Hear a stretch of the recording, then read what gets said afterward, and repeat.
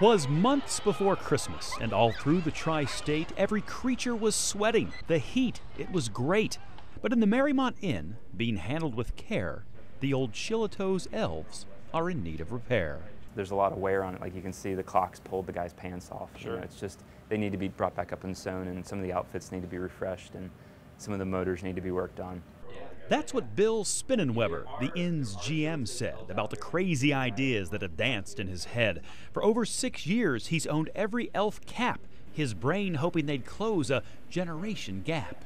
I'm hoping to be standing in the background as people are going in and watching generations upon generations come in. You know, the grandparents bringing their kids, bringing the grandkids, and so forth. Stored here in the inn and in Bill's father's garage, stacked from floor to the ceiling like a big elf collage. 14 feet high by probably 20 feet wide by maybe 15 feet deep, just floor to ceiling in elves. At least 75 Santa's helpers and 14 big scenes. It's been quite a while since the whole thing's been seen.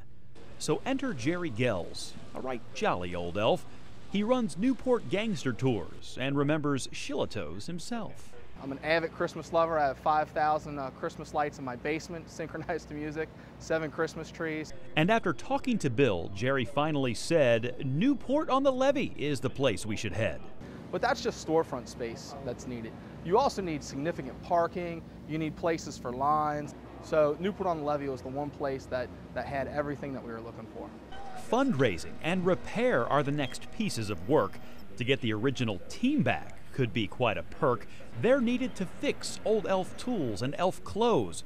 With unique ways to raise money, Jerry hopes a fund grows. For $200, you actually get to name your elf. So we have 75 elves available for naming. So if you and your family have a great elf idea, or you want to name it after your grandpa that loved Christmas, we think this is going to be a really fun thing this year.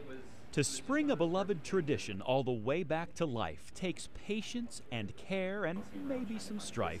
But if all goes well on the levee, families should see quite a sight.